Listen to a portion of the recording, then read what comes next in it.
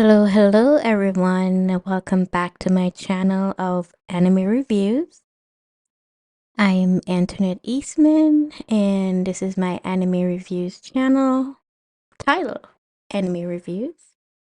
And today we are doing Naruto, episode 384. And for those of you who are loyal listeners, you can follow me on anime reviews on Instagram to get updates and on Facebook, anime reviews on Facebook as well. Our my podcast is available on Spotify, YouTube, as well as Pandora Podcasts and Apple Podcasts and all the iHeart Radio podcasts and all the other podcasts out there.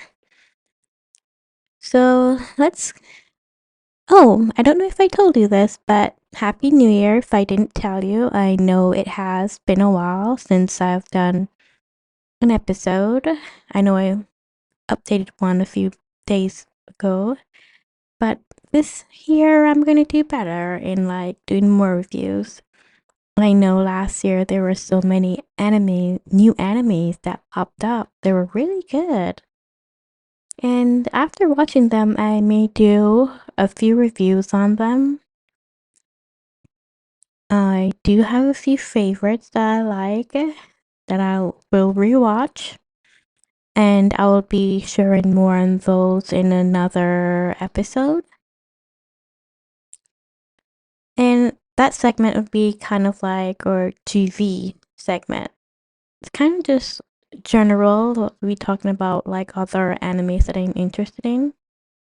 No, the title isn't very original, but it's the GV episode. That'll be the next episode that I'll be uploading. And you can hear all the different animes that I've been interested in, and there have been some new ones that come up recently this year as well. And I'll be sharing my thoughts on all of them.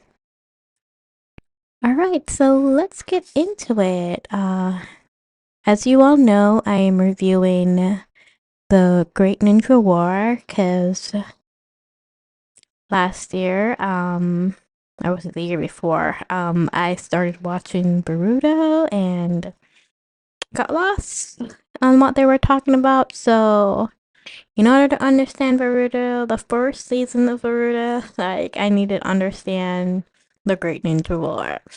So here we are. Um,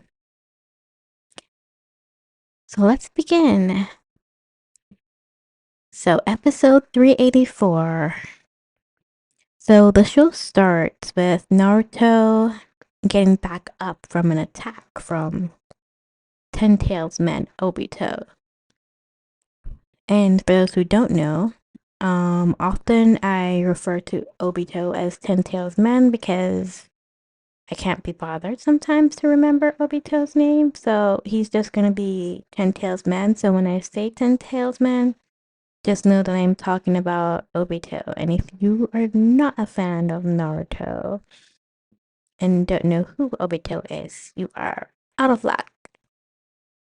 So within that moment of the attack, it seemed that Obito looked frustrated with Naruto for putting up a fight, and he kept asking him, why does he keep fighting since the tree is going to blossom at any minute now, creating the genjutsu? And for those who have fallen behind on the episodes I've put up, the tree Obito is referring to is supposed to be this great tree that will create the ultimate genjutsu and supposed to make everyone happy, which is just sounds crazy. But who knows why villains do things. But to me, Naruto in that moment seemed cool to me, and he said it's my ninja way and I never go back on my ninja word. And I was like, word up. I feel like Obito is trying to find validation in Naruto's convictions, but that's a him problem. So Naruto and Sasuke prepared for their final attack, it seems, where Naruto materialized Karuma's tail beast form and Sasuke summons Susanoo. Sasuke was able to create a Susanoo shield around the Nine-Tail Summon chakra. And that was cool. I thought that was really cool. Even though I'm still like a little ticked off that he wasn't able to summon the Nine-Tails actual body like he is able to summon Octa. I thought it was really cool, you know? I think I had like my Sakura Jaha moments, like what she does like in her mind when I saw that. And I was like, hell yeah, it's going down. And as a fan, that was one of the most exciting moments for me. I thought that scene was kinda epic. And we see Kakashi in the safe zone. At this point, that's what it is. And then their eyes started to share a link um with Ten Tails Man. It may have been subconsciously or intentionally, I'm not sure. Yet he does have a soft spot for Kakashi, so I'm leaning towards intentional sharing. That way Kakashi could see his students progress in action, or he was trying to show him how he is destroying his students in action. Who knows what twisted thoughts Ten Tails might have? We do not know. So, those who don't know, Obito and Kakashi shared a childhood bond on their while growing up and on their first mission together. An incident happened. I Was it their first mission together? I believe they have maybe their first official mission as full-fledged ninja.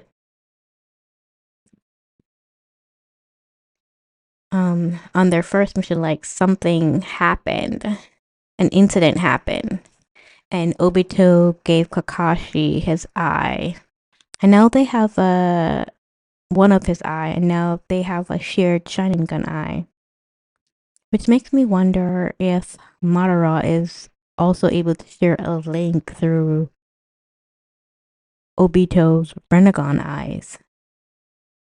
I bet it's possible since Pain was able to do it, but I doubt Ten Tails Man is that kind of man to be in a sharing mode, so he may not be aware that he's sharing that link with Madara. And the reason why I say that is because Madara in like past episodes, like the way Madara like speak of like to the second Hokage about like it's as if he knows like through their conversation it's as he knows like what's kind of like going on with Obito's battle while he's battling the past Hokage. So I kind of feel like that maybe he may be able to see through Obito's Renegon.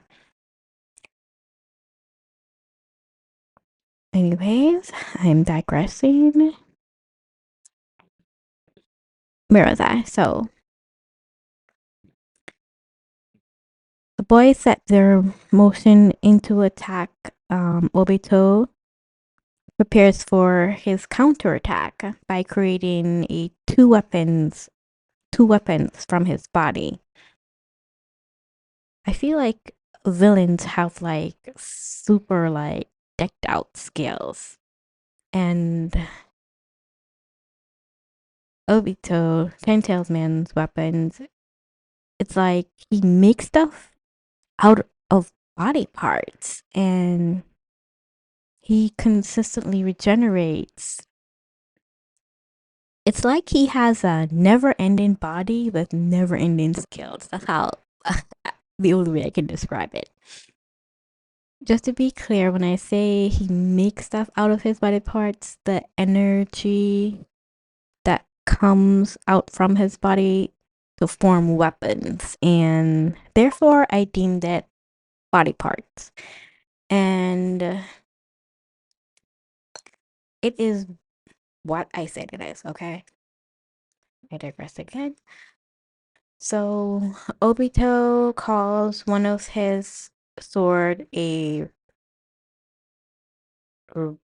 recreation of like the Sage of Six Paths sword.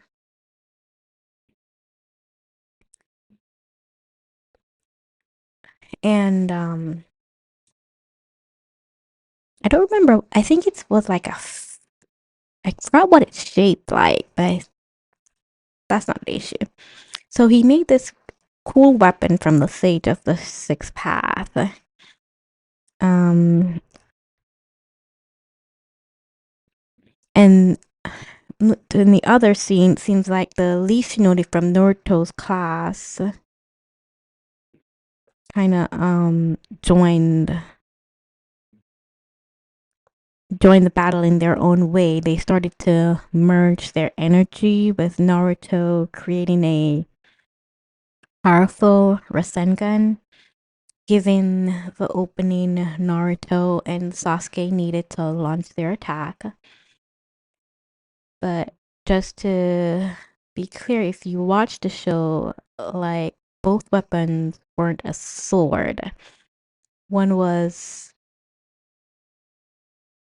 a sword, and the other one, I'm not sure what it was, but I know it was there to represent. It just looked cool.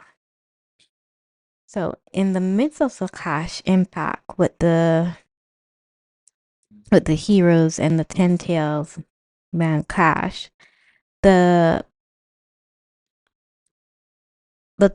Ten Tails man started to envision what life would have been like had he went back to the village and never met Madara, while within that same moment Naruto and Sasuke attack gained and generated like a lot of momentum and force, kind of like clashing and destroying Obito's attack simultaneously. And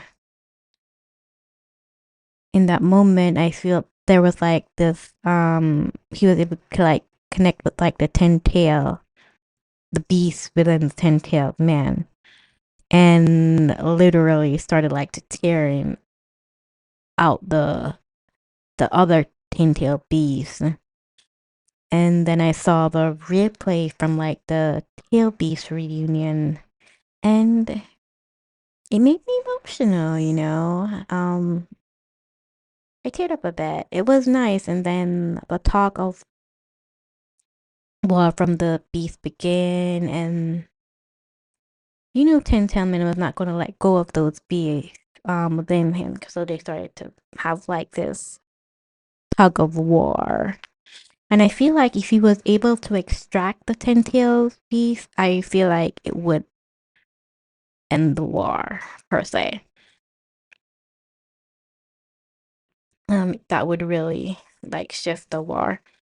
So everything was, I feel like everything was like on the line at that moment. And then the other ninjas joined in the tug of war, being as they're both. And then both of them actually started to share connection. Naruto and Ten Tailsman started to share connection. They had that tail beast connection that only tail beasts can. So while this tug of war is going on, they're in their secret world. And Naruto and Obito started their inbound conversation. And episode ended on that cliffhanger. Can you believe it? I was like, no. I'm like, how could they do that? It just ended.